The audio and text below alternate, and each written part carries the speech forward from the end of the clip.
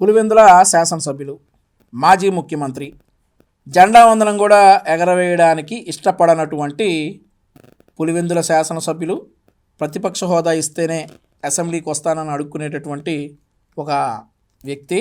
అదే మాదిరిగా మాజీ ముఖ్యమంత్రి జగన్మోహన్ రెడ్డి గారు, ఈయన అధికారంలో ఉండగా కనీసం మంత్రులకు కూడా అపాయింట్మెంట్ ఇవ్వకుండా ఆయన ఎంత బిజీగా ఉన్నారో మనందరికి కూడా తెలుసు.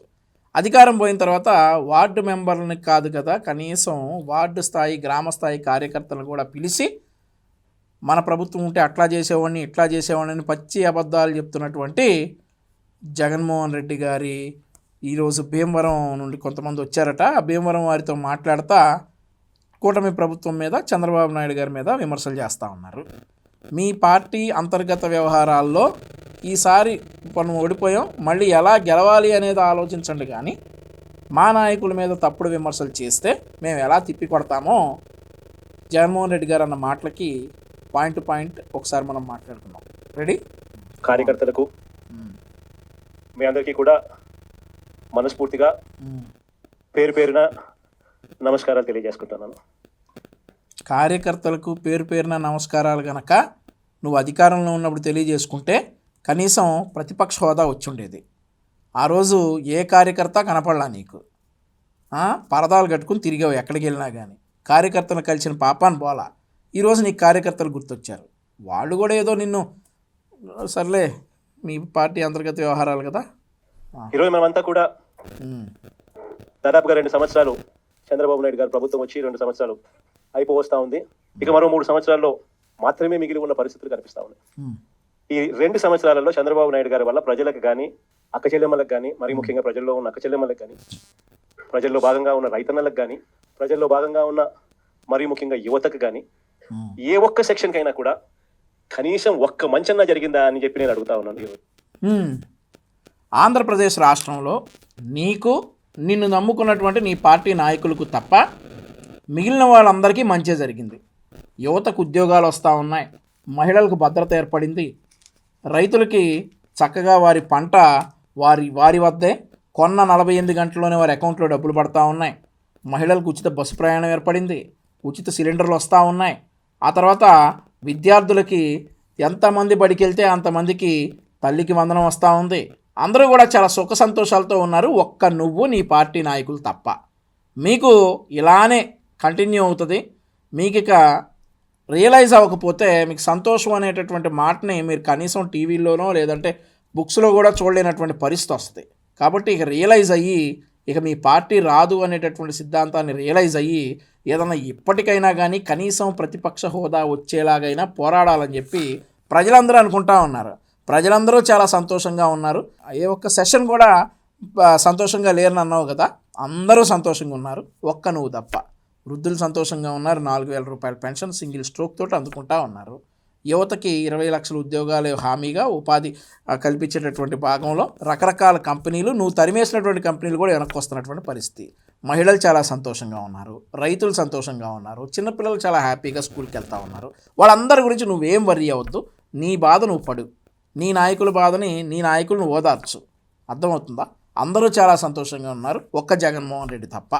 ఎందుకంటే చంద్రబాబు నాయుడు గారు అధికారంలోకి వచ్చిన తర్వాత జరిగింది ఏమిటి అని చెప్పి ఒకసారి మనం వెనక్కి వెళ్ళి బేరీజు వేసుకుంటే జరిగింది ఏమిటి అని అంటే, ఇంతకుముందు మన ప్రభుత్వంలో ఉన్న పథకాలన్నీ కూడా రద్దయిపోయిన పరిస్థితి ఈరోజు కనిపిస్తా ఉంది. అవును, మీ ప్రభుత్వంలో ఉన్నటువంటి పథకాలన్నీ కూడా రద్దయిపోయి ఈరోజు ప్రజా సంక్షేమానికి కావాల్సిన పథకాలన్నీ అమలవుతూ ఉన్నాయి. నీ ప్రభుత్వంలో నువ్వు తేవాలనుకున్నటువంటి ల్యాండ్ టైటిలింగ్ యాక్ట్ అనే పథకం రద్దయిపోయింది. నువ్వు ప్రభుత్వంలో నువ్వు తెచ్చినటువంటి నకిలీ మద్యం పథకం రద్దయిపోయి ఈరోజు ఆ జోగి రమేష్ అనే అతను బండారం బయటపడి ఆ నకిలీ మద్యం పథకం రద్దయిపోయి ఈరోజు జంగారెడ్డిగూడెం లాంటి ప్రాంతాల్లో 27 మందిని చంపేసి అదంతా కూడా ఏమన్నావు ఆ రోజు న్యాచురల్ డెత్ అని అన్నావు కదా, అట్లాంటి పథకాలే ఇప్పుడు ఆంధ్రప్రదేశ్ రాష్ట్రంలో లేవు. ఆ తర్వాత ఫోన్పే, గూగుల్ పే లాంటివంటి పేమెంట్ అప్లికేషన్స్ కూడా ఇప్పుడు లిక్కర్ షాపుల్లో వచ్చేసి లిక్కర్ డబ్బులన్నీ కూడా గతంలో నీ సొంత జేబులోకి వెళ్ళినట్లుగా ఇప్పుడు ఆ పరిస్థితి లేదు. ఆ లిక్కర్ డబ్బులన్నీ కూడా ఈరోజు చక్కగా ప్రజల ఖాతా అయినటువంటి ప్రభుత్వం ఖాతాలోకి పడతా ఉన్నాయి. సో ఆ పథకం రద్దయిపోయింది. ఆ తర్వాత ఇసుక మాఫియా పథకం ఉంది కదా, నువ్వు ఉన్నప్పుడు ఈ మాఫియా అడిగితేనే కదా నువ్వు వరప్రసాద్కి శిరోముండం చేయించావు. ఆ పథకం కూడా రద్దయిపోయి ఇప్పుడు ఉచిత ఇసుక వస్తూ ఉంది. ఆ తర్వాత ఇట్లాంటి పథకాలన్నీ కూడా ఏదైతే నువ్వు గతంలో తీసుకొచ్చినటువంటి ప్రజా వ్యతిరేక పథకాలన్నీ కూడా రద్దయిపోయి ఈరోజు ప్రజా సంక్షేమ పథకాలన్నీ కూడా అమలవుతూ ఉన్నాయని చెప్పేసి రాష్ట్ర ప్రజలందరూ కూడా అనుకుంటున్నటువంటి మాట. ఇంకో పథకాలు ఏంటంటే ఇట్లాంటి పథకాలన్నీ కూడా తమరు తెచ్చినటువంటి దరిద్రమైన పథకాలన్నీ కూడా రద్దయిపోయి ఈరోజు ప్రజల అభిష్టం మేరకు ప్రజలు కోరుకునేటటువంటి పథకాలన్నీ కూడా చాలా చక్కగా అమలవుతూ ఉన్నాయి. సో నువ్వు అస్సలు బాధపడొద్దు, ప్రజలెవరూ కూడా బాధపడటం లేదు. అందరూ కూడా కూటమి ప్రభుత్వం ఇచ్చేటటువంటి పథకాలతో చాలా సంతోషంగా ఉన్నారు. అదే నీ బాధకు కారణం అని తెలుసు, కానీ తప్పదు. ఇక నువ్వు కూడా అలవాటు చేసుకుని నువ్వు కూడా సంతోషంగా ఉండాలనేది మేము కోరుకుంటా ఉన్నాం. ఇంతకుముందు ఒక మాట అంటే ఒక మాట మీద నిలబడే నాయకత్వం ఉండేది అన్నా. ఒక మేనిఫెస్టో అంటే ఒక మేనిఫెస్టోలో చెప్పింది అది ఒక భగవద్గీతగా భావించి, ఒక బైబిల్గా భావించి, ఒక ఖురాన్గా భావించి చెప్పిన ప్రతి మాట కూడా ప్రజలకు మనం మాటిచ్చాం, ఖచ్చితంగా చేయాల్సిన ధర్మం మన మీద ఉంది అని చెప్పి భావించే ఒక నాయకత్వం ఉండేది. అన్న అసలు అంత సిగ్గు లేకుండా అబద్ధాలు ఎలా చెబుతావన్నా జగనన్న? అంత సిగ్గు లేకుండా నా అబద్ధాలు చెప్పేది? మాటిచ్చి మాట మీద నిలబడ్డావా? సిపిఎస్ వారం రోజుల్లో రద్దు చేస్తానన్నావు, నిలబడ్డావా? ప్రతి సంవత్సరం జాబ్ క్యాలెండర్ ఇస్తానన్నావు, చేసావా? డిఎస్సి పెడతానన్నావు, పెట్టావా? ఆఖరికి 3 సంవత్సరాలు అత్యంత తక్కువ టైంలో ఉన్నటువంటి కిరణ్ కుమార్ రెడ్డి గారు కూడా ఒక డిఎస్సి పెట్టారు కదా. నువ్వు 5 సంవత్సరాలు ఎలాగబెట్టి ఒక డిఎస్సి అన్నా పెట్టావా? మాట మీద నిలబడ్డావా? 45 ఏళ్ళకే పెన్షన్ ఇస్తానన్నావు, ఇచ్చావా? 3,000 రూపాయలు పెన్షన్ ఇస్తానని చెప్పి ఆ పెన్షన్ని 3,000 చేయడానికి నీకు 5 సంవత్సరాలు పట్టింది, అవునా కాదా? మద్యపాన నిషేధం చేసి ఈసారి ఓట్లు అడుగుతానని చెప్పి మద్యపానం తాగే వారి ఆదాయాన్ని కూడా నువ్వు తాకట్టు పెట్టి అప్పులు తెచ్చుకున్న మాట వాస్తవం కాదా? నువ్వు ఆ మాట మీద నిలబడేది, నువ్వు ఆ మేనిఫెస్టో గురించి మాట్లాడేది? అసలు అంత నిస్సిగ్గుగా, అంత సిగ్గు లేకుండా అబద్ధాలు ఎలా చెప్పాలనిపిస్తుంది జగనన్న నీకు? అబద్ధం అంత అసలు కొంచెమన్నా కూడా, కొద్దిగా కూడా అసలు మోమాట పడకుండా వాస్తవాలను కూడా ఇంత కాన్ఫిడెంట్గా చెప్పం కదా జగనన్న. వాస్తవాలను కూడా ఎవడు ఇంత కాన్ఫిడెంట్గా చెప్పండి, నువ్వు అబద్ధాలు ఎలా చెప్పగలుగుతున్నావు అంత కాన్ఫిడెంట్గా? ఒక మాట, ఒక పాలకుడు నోట్లో నుంచి ఒక మాట వస్తే ఆ మాట ఖచ్చితంగా నిలబెట్టుకోవాలని తాపత్రయం పాలనలో కనిపించింది. అదేలే, అలాంటి మన పాలన నుంచి క్రమం తప్పకుండా ప్రతి నెల కోవిడ్ లాంటి సమస్యలు ఎన్ని ఎదురైనా కూడా ఏ రోజు కూడా మనం మన సమస్యలను చెప్పి ప్రజలకు ఇది ఎగరగొట్టాలని చెప్పి ఏ రోజు ఆలోచన జరగదు మన ప్రభుత్వ హయాంలో.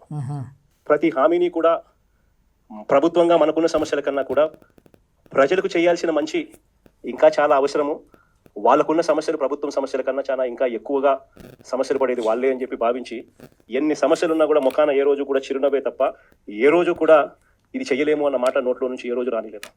చిక్కటి చిరునవ్వుతోనే ఎన్ని సమస్యలున్నా కూడా ప్రజలకు చెప్పిన ప్రతి మాట కూడా చేయగలిగాము అని చెప్పి కూడా ఈ రోజు కూడా సగర్వంగా తలెత్తుకుని చెప్పుకునే ప్రభుత్వం మనది. చప్పట్లా కాదురా, ఇప్పుడు చెవటానికి ఆయనకు సిగ్గులేదనుకో, చప్పట్లు కొట్టడానికి మీకు ఉండొద్దు. ఒక్కటన్నా నిజం చెప్పాడా? ఇప్పటికీ నాకు తెలిసి ఒక 10 నిమిషాలు మాట్లాడినట్టున్నాడు.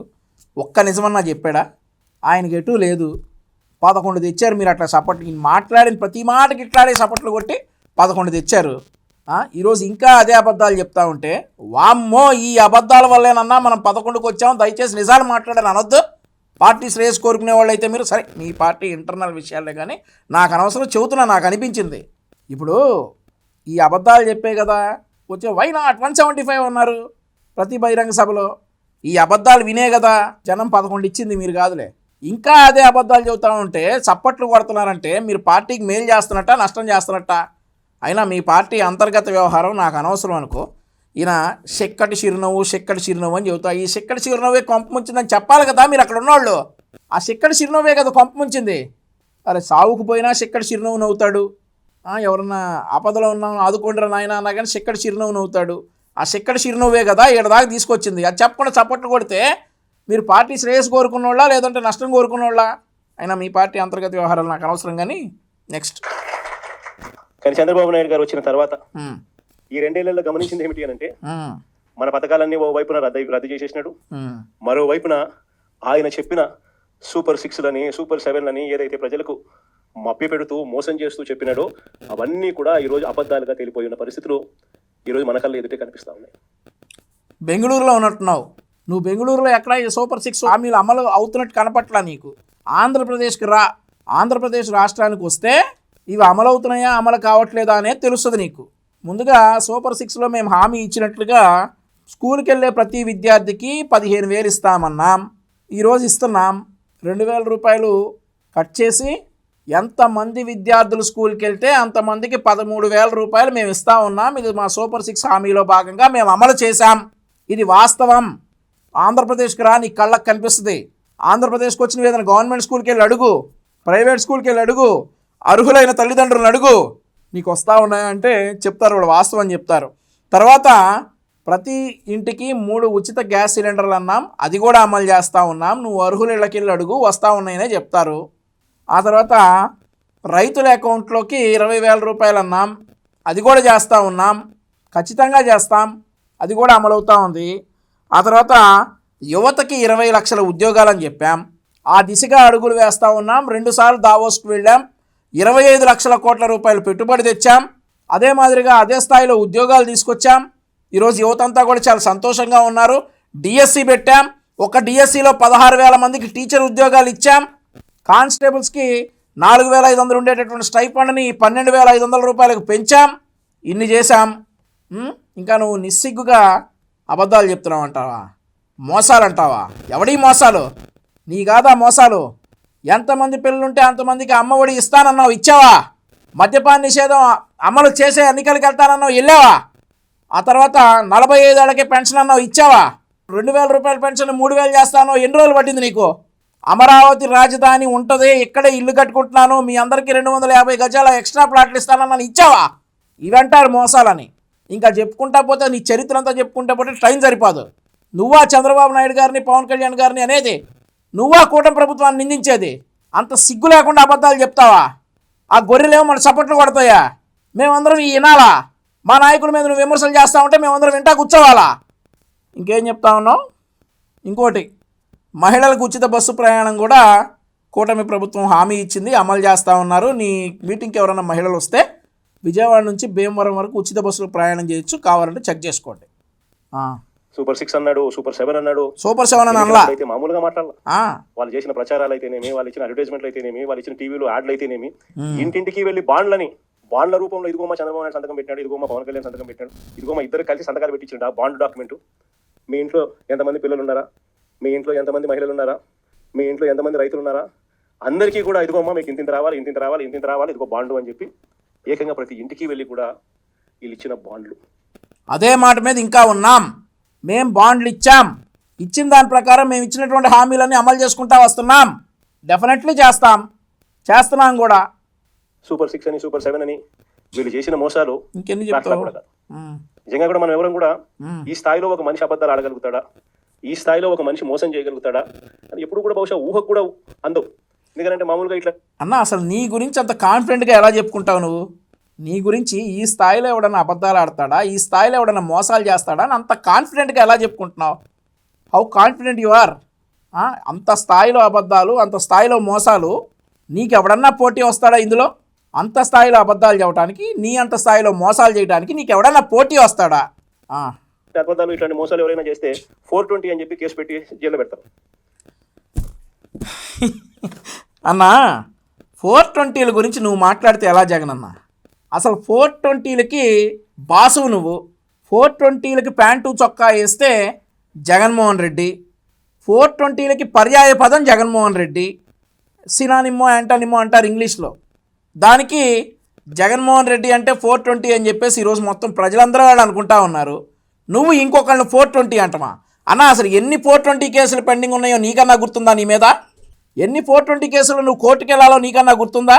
ఎన్ని 420 కేసులు నువ్వు 16 నెలలు జైల్లో ఉన్నావు, ఫ్యూచర్లో ఉండబోతున్నావు నీకన్నా తెలుసా? అసలు నీకు నువ్వు కెలికి తనించుకుంటావు ఎందుకు జగన్ అన్న? 420 కేసుల గురించి నువ్వా మాట్లాడేది? 420ల గురించి 420ల గురించి ఇక నువ్వు మాట్లాడుతూ ఉంటే దేంతో నవ్వాలో కూడా అర్థం కావట్లేదు జగన్ అన్న. సరే, కానీ ఒక్క చంద్రబాబు నాయుడు గారు ఆయన కూటమిలో మాత్రమే అలా కేసులు పెట్టించుకోకుండా బయట ఉండగలుగుతారు. మన కళ్ళ ఎదుటే కనిపిస్తా ఉన్న వాస్తవమైన స్వరూపం ఈ రోజు రాష్ట్రంలో ప్రతి చోట విపరీతమైన కరప్షన్, విడి కరప్షన్ జరుగుతా ఉంది. ఏ స్థాయిలో కరప్షన్ జరుగుతా ఉంది అంటే అసలు రాజ్యం ఉంది, అసలు ఎవరైనా పాలకులు ఉన్నారా అని మనకే అర్థం కాని పరిస్థితిలో అసలు ఎవరు పాలన సాగుతూ ఉంది. గవర్నమెంట్కి రావాల్సిన ఆదాయం గవర్నమెంట్కి రావట్లేదా? గవర్నమెంట్కి రావట్లేదా? గతంలో నీకు వచ్చేది ఇప్పుడు ప్రజలకు వెళ్తా ఉందంటే గవర్నమెంట్కే వస్తూ ఉంది. అందుకని గవర్నమెంట్కి రావాల్సిన ఆదాయాలు తగ్గుతా ఉన్నాయి. ఆహా, ఆదాయం అంతా ఎవరు జోబులు లేకపోతా ఉంది అంటే పక్కన చంద్రబాబు నాయుడు దగ్గర నుంచి మొదలెడితే ఆయనకింత, నీకింత, నాకింత, నాకింత, నాకింత, నాకింత అని కింద వరకు గతంలో లాగా అనుకున్నావా ఏంటి? పంచుకో తినుకో. గతంలో లాగా కాదు కదా. గతంలో తమరు ఉన్నప్పుడు ఏమయ్యేది, ఫోన్పేలు గూగుల్ పేలు కూడా ఉండేవి కాదు మద్యం షాపుల్లో. ఆ డబ్బులన్నీ ఎక్కడికి పోయాయి?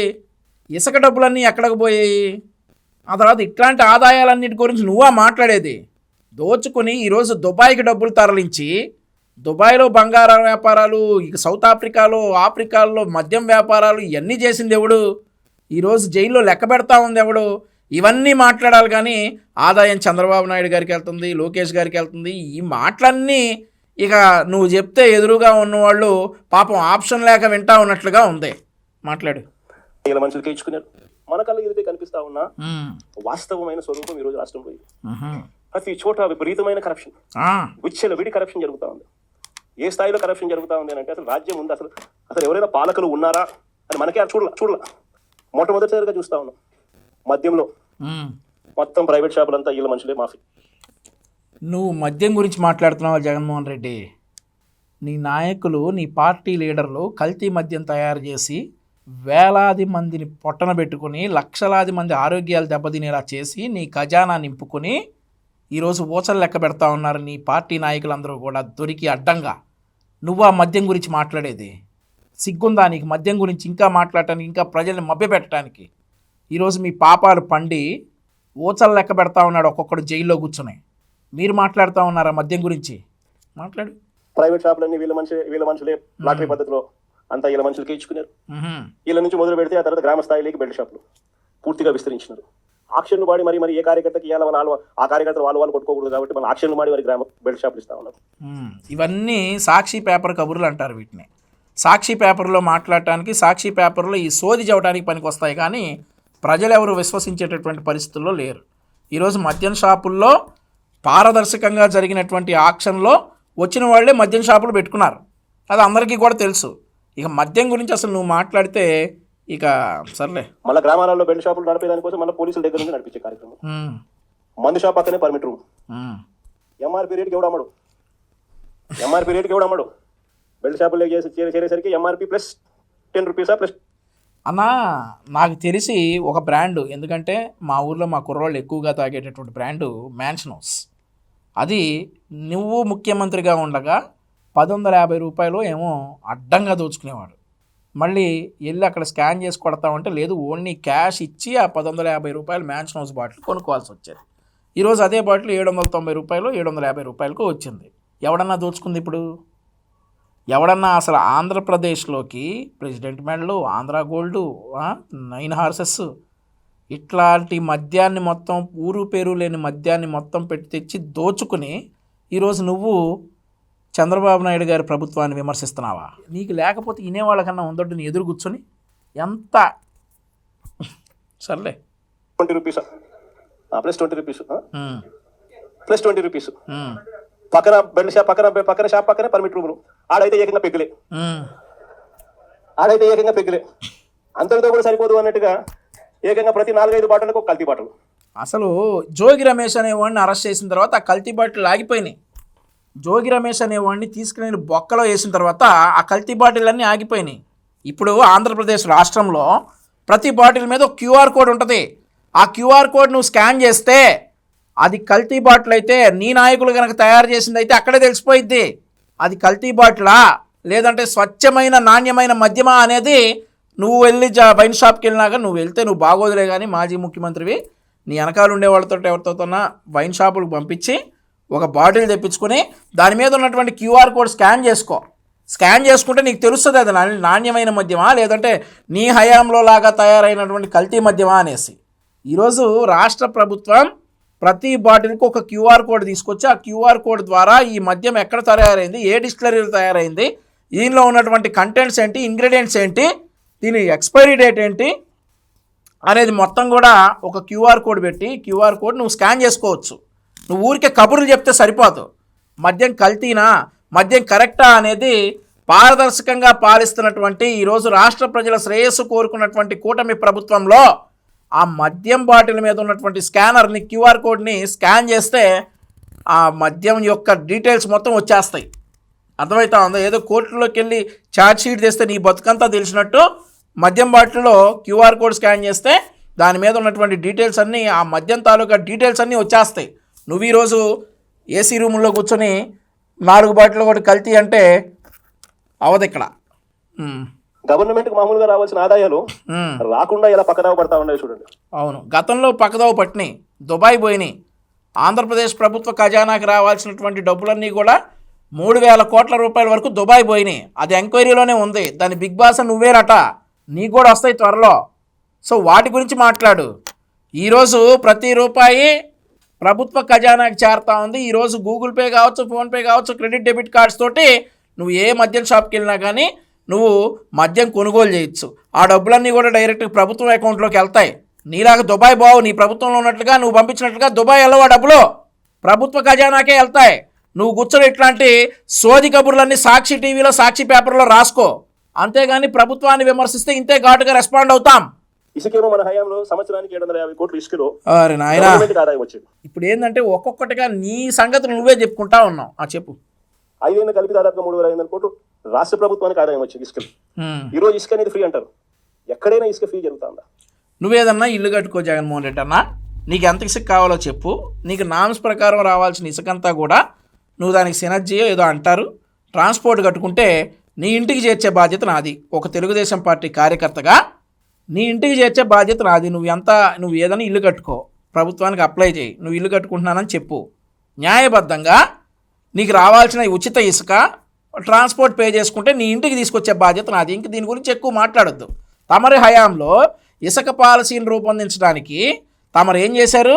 ఇసుకని టెంపరీగా హోల్డ్ చేసి 54 మంది భవన నిర్మాణ కార్మికులు ఆత్మహత్య చేసుకునేటట్లుగా చేసింది నువ్వు కాదా? నీ ప్రభుత్వం అధికారంలోకి రాగానే కన్స్ట్రక్షన్ మీద డిపెండ్ అయినటువంటి ఎంతమంది ఇండైరెక్ట్ ఎంప్లాయీస్ చనిపోయారు.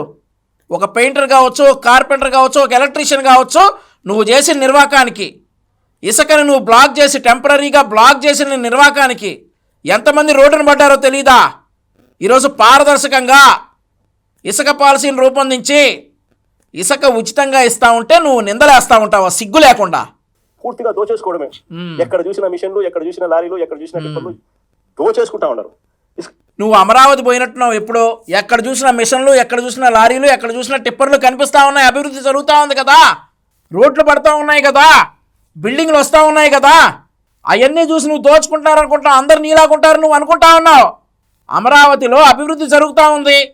ఈరోజు ఆ ఇసుకలు, ఆ టిప్పర్లు, ఆ లారీలు ఉంటాయి. మరి అక్కడ అవన్నీ చూసి దోచుకుంటున్నారనుకుంటే ఎట్లా? అందరు నీలాగుంటారు అనుకుంటున్నావా? రేటు చూస్తే మనకన్నా డబుల్ రేట్ అమ్ముతా ఉన్నారు. మన ప్రభుత్వం అమ్మిన దానికన్నా డబుల్ రేట్ అమ్ముతాం. రాష్ట్ర ప్రభుత్వానికి రావాల్సిన ఆదాయం 0. సిలికా, క్వాడ్స్, లాటరైట్, మీ ఇష్టం ఏ మినరల్ ఏదన్నా చేసుకో, అన్నిట్లోనూ లూటి. రాష్ట్ర ప్రభుత్వానికి సంబంధించిన ఆదాయాలు రాష్ట్ర ప్రభుత్వానికి రావు. మొన్న సంక్రాంతికి అయితే హైలైట్. నిజంగా అసలు ప్రభుత్వమా జంగల్ రాజ్యమా ఇదే అని చెప్పి అనిపించే విధంగా జరిగింది. నిజంగా జంగల్ రాజ్యం అనేది మామూలుగా ఎప్పుడు చూసింటాం మనం. ఎందుకు చూడలేదు జగన్ అన్న? సొంత పార్టీని ఎంపీని తీసుకుని వెళ్ళిపోయి కాళ్ళు కందేలా కొట్టిన దాన్ని ఏమంటారు? జంగల్ రాజ్యం అనరా? మీ సొంత పార్టీ ఎంపీని నీకు వ్యతిరేకంగా మాట్లాడాడని కాళ్ళు కందేలాగా కొట్టి నరాలు పగిలేలాగా కొట్టడాన్ని జంగల్ రాజ్యం అని అనరా? ఆయన పుట్టినరోజు నాడే అరే మద్యం రేట్లు ఏంట్రా బాబు షాక్ కొట్టేలాగున్నా, ఈ బీర్లు ఏంట్రా ఎప్పుడూ చూడలేదన్న పాపానికి మరుసటి రోజు శవమై తేరాడు ఓం ప్రతాప్. దీని జంగల్ రాజ్యం అనరా? అరే నాయన, ఈ ఇసుక మాఫియా ఏంటి, మా ఊర్లో నుంచి ఇన్ని లారీలు ఏంటి, అసలు ఏం జరుగుతా ఉందని ప్రశ్నించినటువంటి దళిత యువకుడు వరప్రసాద్ కూర్చొని శిరోముండనం చేస్తారు పోలీస్ స్టేషన్లో. దీన్ని అనరా జంగల్ రాజ్యం అని? మీ సొంత పార్టీ ఎంపీ, విశాఖపట్నం ఎంపీ, ఆయన కుటుంబం నీ పాలనలో కిడ్నాప్ అయితే దీన్ని అనరా జంగల్ రాజ్యం అని?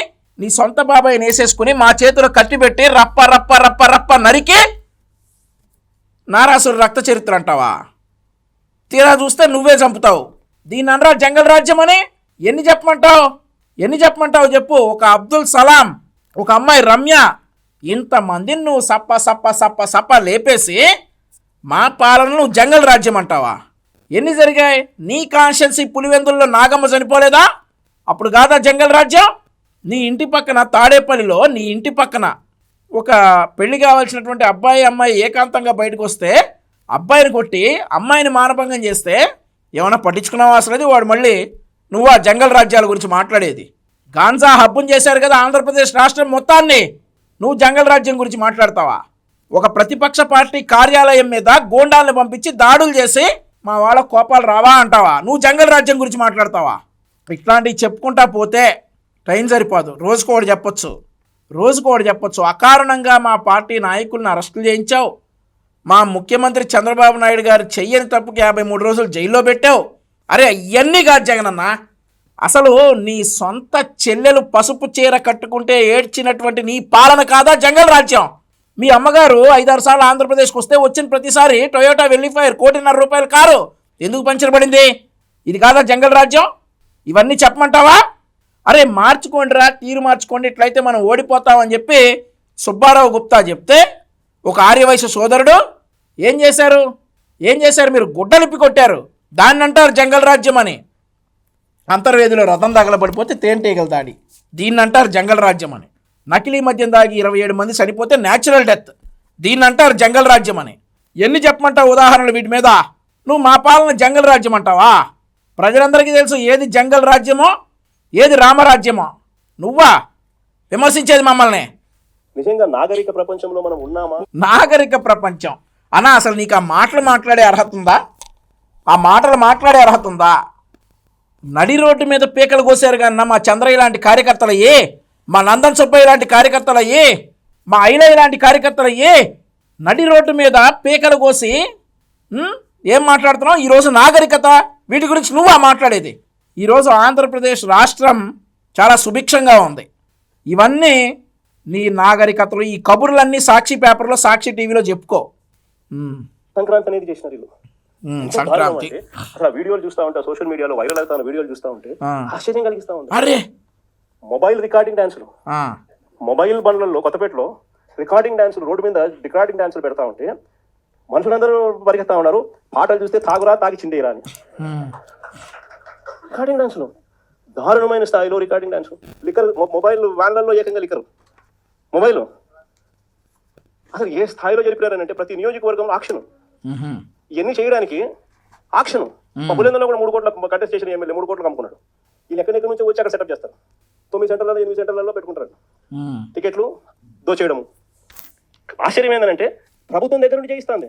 ఎమ్మెల్యేల కింద, చంద్రబాబు కింద, లోకేష్ కింద అందరూ పంచుకోవడం, పోలీసుల కింద. అసలు ఇటువంటి పరిపాలన, ఇటువంటి పరిస్థితి చూడలా. గుడివాడలో క్యాజినోలు నడిపారు.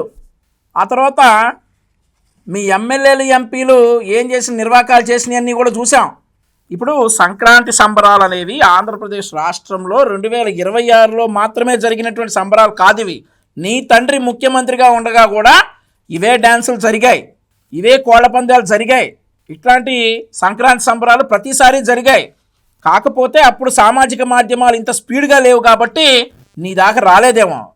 ఇప్పుడు సామాజిక మాధ్యమాలు స్పీడ్గా ఉన్నాయి కాబట్టి ఎక్కడో మారుమూల జరిగినవి కూడా క్షణాల్లో మన కళ్ళ ముందుకు వస్తూ ఉన్నాయి కాబట్టి నీకు కనిపిస్తూ ఉన్నాయి.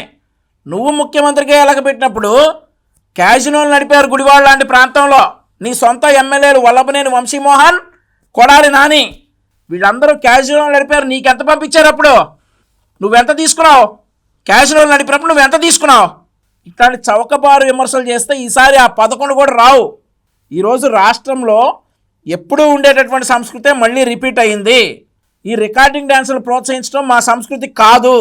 ఇక వాటి గురించి మాట్లాడాలి. ఏ స్థాయిలోకి వెళ్ళిపోయిందంటే ఈ జంగల్ రాజ్యం అనేది నిజంగా అనుకుంటేనే ఆశ్చర్యం కలిగించే విషయం. డిఎస్పీ అనేవాడు మైక్ పట్టుకుంటాడు, యూనిఫామ్ లో ఉన్నాడు, మైక్ పట్టుకున్నాడు, ఊపేయి కుదిపేయి అంటాడు. డిఎస్పీ అసలు ఇది ఏం మనిషి చేయడం చెప్పి అర్థం కావడం అసలు. అంటే భీమవరం మీటింగ్ లోనే అసలు ఇది నిజంగా సమాజంలో ఉన్నామా? ఎందుకు డిఎస్పీ ఊపేయి కుదిపేయి అన్నాడా? ఎవరిని? నిన్న సమాజంలో ఉన్నామా లేమా? అసలు ఏం జరుగుతా ఉంది? జంగల్ రాజ్యం అంటే ఇది కాకపోతే ఇంకా ఏ రాజ్యం ఇది అని చెప్పి ఆశ్చర్యం కలిగించే విషయాలు. నిజంగా ఈ బరితెగింపు అన్నది, ఈ విచ్చలవిడితనం అన్నది నిజంగా ఏ స్థాయికి వెళ్ళిపోయిందనంటే చంద్రబాబు నాయుడు గారి ఎమ్మెల్యేలు, చంద్రబాబు నాయుడు గారికి సంబంధించిన వాళ్ళంతా ఏ స్థాయిలోకి వెళ్ళిపోయినారంటే నిన్న 20 పేపర్లో చూసిన కోడూరు ఎమ్మెల్యే ఆరవ శ్రీధర్, అదే మనిషినా అసలు ఇది ఎమ్మెల్యేనా అని అనిపిస్తుంది నాకు. అసలు ఈ ఆరవ శ్రీధర్ అనేవాడు ప్రభుత్వ ఉద్యోగి అయిన ఒక అమ్మాయిని భయపెట్టి, బెదిరించి, రేపు చేసి, హెరాస్ చేసి, స్వయంగా ఆ అమ్మాయి తనకు జరిగిన అన్యాయాన్ని కూడా ఏకంగా సాక్ష్యాలు, ఆధారాలు సహా బయట పెట్టింది. ఆమదాల వలస ఎమ్మెల్యే ఇంకోడు కూన రవికుమార్. సరే, ఇప్పుడు అరవ శ్రీధర్ గురించి మంచి హాట్ టాపిక్ నడుస్తూ ఉంది. ఆ అమ్మాయి నన్ను అలా చేశాడని చెప్పి ఆ అమ్మాయి చెప్తా ఉంది. మరి ఈ అరవ శ్రీధర్ కూడా నేను అలా చేయలేదని చెప్తా ఉన్నాడు. ఎంక్వైరీలు నడుస్తూ ఉన్నాయి. ఆ ఎంక్వైరీలు నడుస్తూ ఉంటే జనసేన కొద్దిసేపటి క్రితం ఒక ప్రెస్ నోట్ ఇచ్చింది. దీని మీద 3 మెన్ కమిటీ వేశాము. వారు అందరూ కూడా నివేదిక ఇచ్చే వరకు అరవ శ్రీధర్ని పార్టీ కార్యక్రమాలకు దూరంగా పెట్టామని చెప్పేసి ఒక 3 మెన్ నివేదిక వచ్చే వరకు కూడా అతని మీద ఆల్మోస్ట్ సస్పెన్షన్ లాంటిదే జనసేన పెట్టింది. నువ్వేం పొడిచావు? గోరంట్ల మాధవ్ దొరికినప్పుడు నువ్వేం చేశావు? ఇంకేంది ఇందుకు చెప్తున్నావు? మొత్తం విందాం. ఈయన గారి వేధింపులు భరించలేక గవర్నమెంట్ స్కూల్ ప్రిన్సిపల్ యత్నం చేసుకుంటే ఇప్పటి వరకు చర్యలు లేవు. ఈ పులిహార కబుర్లన్నీ అవన్నీ సాక్షిలో కలిపేటటువంటి పులిహార కబుర్లుగా తేలిపోయినాయి. అవన్నీ సాక్షిలో వచ్చేటటువంటి పులిహార కబుర్లు.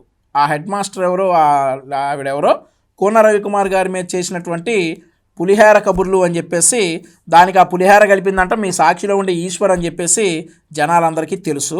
సో నువ్వు ఎక్కువ కష్టపడు. ఎమ్మెల్యే కోనేటి ఆదిమూలం ఒక మహిళను బలాత్కారం చేసిన చివరికి ఆ అధికారిని ఉపయోగించుకుంటావేంటన్నా? ఎంత దారుణంగా జరుగుతుంది. ఇంకొకడు మంత్రి సంధ్యారాణి పిఏ ఇంకొకడు తను లైంగికంగా వేధిస్తున్నాడని మరొక ప్రభుత్వ ఉద్యోగి అయిన మహిళ ఫిర్యాదు చేస్తే అతన్ని ఫిర్యాదు చేసి ఆయనను జైల్లో పెడతారు ఖచ్చితంగా.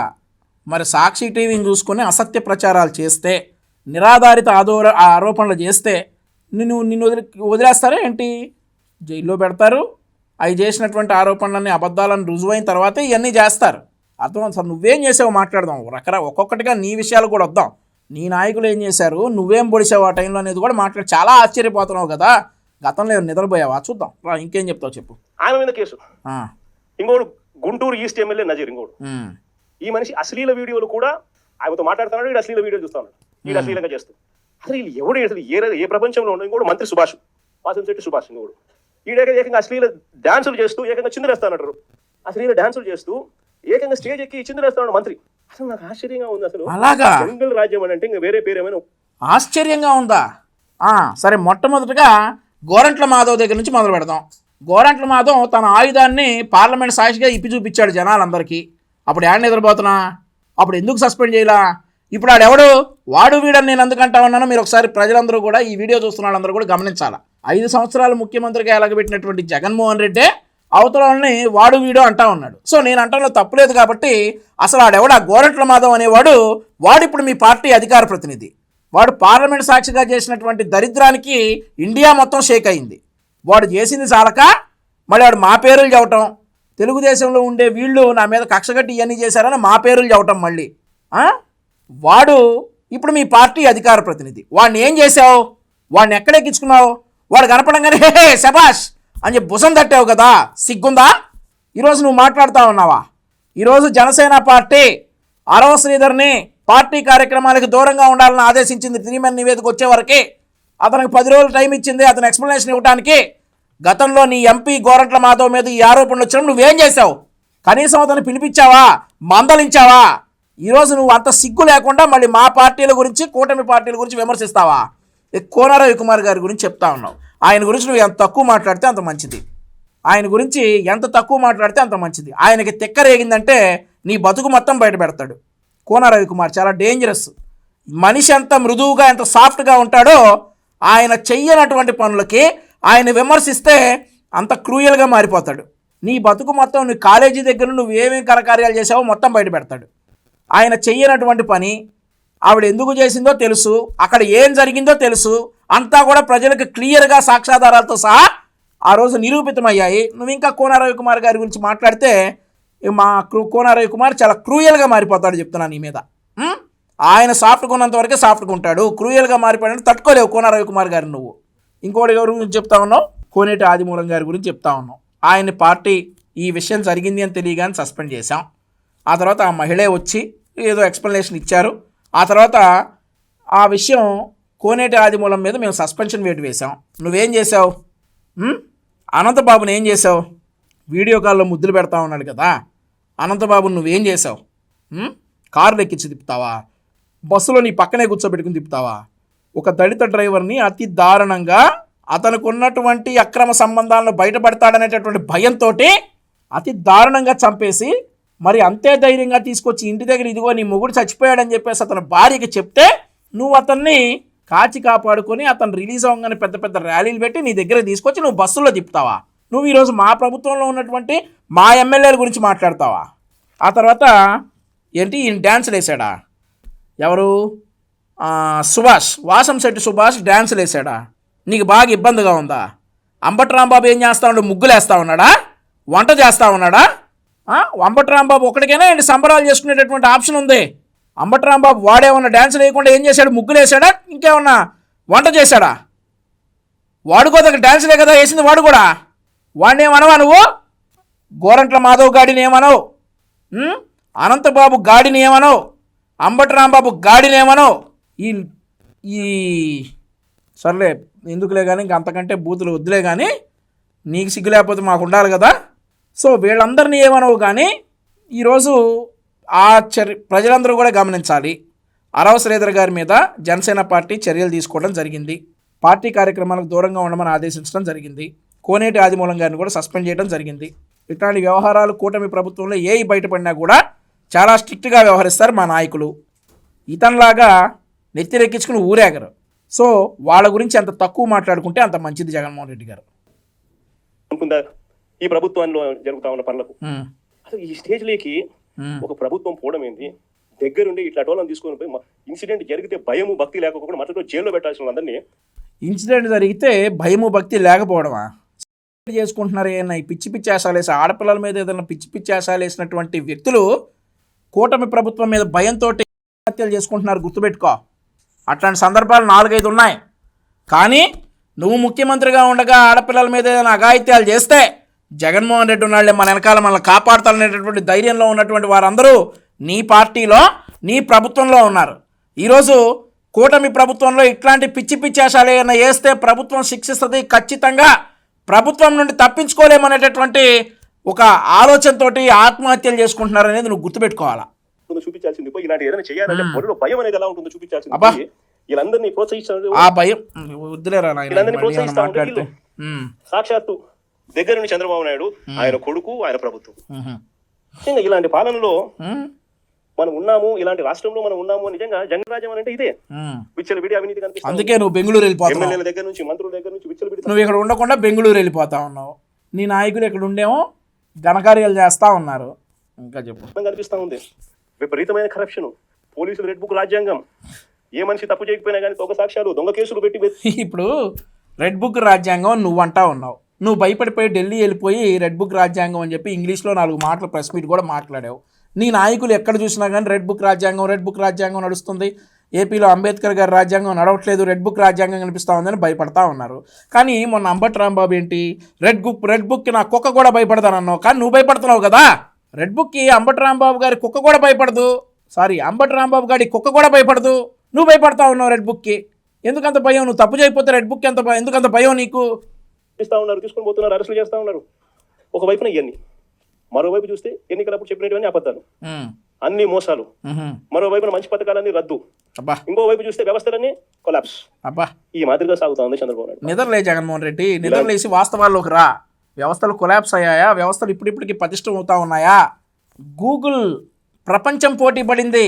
అట్లాంటి గూగుల్ ఈరోజు ఆంధ్రప్రదేశ్ రాష్ట్రానికి వచ్చింది జగన్మోహన్ రెడ్డి. ఇంకెక్కడ కొలాప్స్ అయినట్లు? అదొక ఎగ్జాంపుల్ చాలదా? ఈరోజు మన రాష్ట్రానికి ఒక రాజధాని ఏర్పడతా ఉంది. ఆ రాజధానిలో క్వాంటమ్ వ్యాలీ వస్తూ ఉంది. ఆ రాజధానిలో బిట్స్ పిలానీ వస్తూ ఉంది.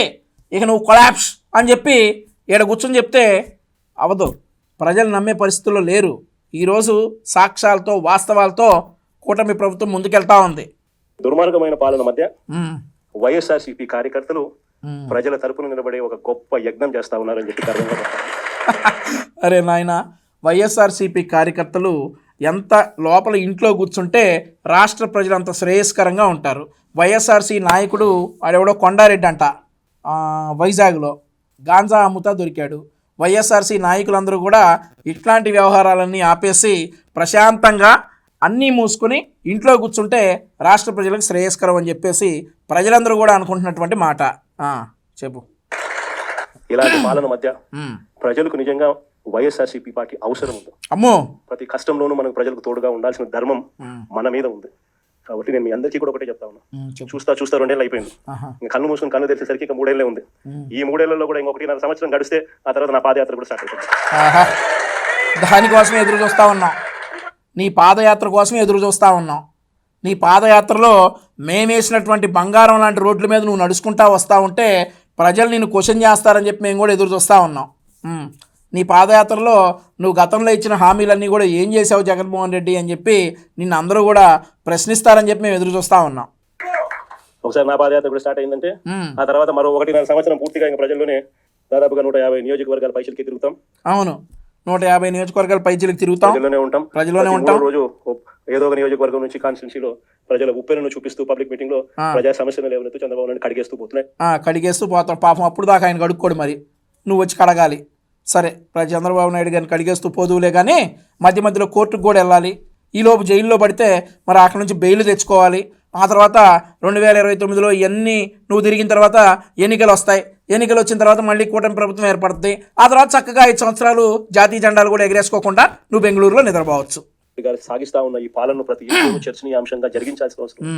ఈ పాలన ఎంత అన్యాయంగా ఉంది అనేది ప్రతి ఇంట్లో చర్చ జరగాలి. సరే, మన ప్రభుత్వ పాలనకు ఈ ప్రభుత్వానికి మధ్య తేడా ఎంత ఉంది అన్నది ప్రతి ఇంట్లో కూడా చర్చనీయాంశంగా మార్చాలి. అలా మారుస్తూ మనం ప్రతి గ్రామంలోనూ మన అనుబంధ విభాగాలు ఏదైతే మనం వేసుకుంటూ పోతున్నామో వాటి మీద పూర్తి ధ్యాస పెట్టండి. అనుబంధ విభాగాలు అన్నది సరే, మన పార్టీ అంతర్గత వ్యవహారాలు కదా ఇవన్నీ. నేను జస్ట్ వింటాను కానీ నేనేం మాట్లాడలే. మళ్ళీ నేను మాట్లాడిన దగ్గర నుంచి ఏదో ఒకటి స్ట్రీమ్ లైన్ చేయాలి. వాటన్నిటినీ కూడా ఒక ఆర్గనైజ్డ్ సెక్టర్ కింద తీసుకుని రావాలి. తీసుకుని వచ్చి ప్రతి ఇంట్లోనూ ఈ చర్చనీయాంశం అయ్యేట్టుగా ఈ కార్యక్రమాలన్నీ చేస్తూ చంద్రబాబు నాయుడు గారు చేస్తూ ఉన్న అన్యాయాలకు ప్రజలకు తోడుగా నిలబడే కార్యక్రమం మనం చేయాల్సిందే. ఇది మనం చేద్దాం. నేను మీకు హామీ ఇస్తా ఉన్నా, జగన్ 2.0లో మాత్రం ఖచ్చితంగా మీ అందరికీ హామీ ఇస్తాను. కార్యకర్తలదే ప్రథమ స్థానం అవుతుంది. కార్యకర్తల ద్వారానే ప్రజలకు చంద్రబాబు నాయుడుకు మన పాలనకు మధ్య తేడా చూపిస్తూ మంచి జరిగించే కార్యక్రమం కూడా జరుగుతుంది. అది నీ వల్ల అయితే ఇట్లాంటి చెయ్యి కాదంటలా. నీ కార్యకర్తలను నువ్వు మోటివేట్ చేసుకో. చంద్రబాబు నాయుడు గారి పాలనకి మీ పాలనకి ఉన్న తేడా చూపించి నువ్వు మోటివేట్ చేసుకో. ఆ తేడా చూపించే క్రమంలో నువ్వు విష ప్రచారాలు చేసినా, అబద్ధాలు చెప్పినా కానీ హార్ష్గా రియాక్ట్ అవుతామని చెప్పేసి ఒక తెలుగుదేశం పార్టీ కార్యకర్తగా నేను కూడా చెప్తా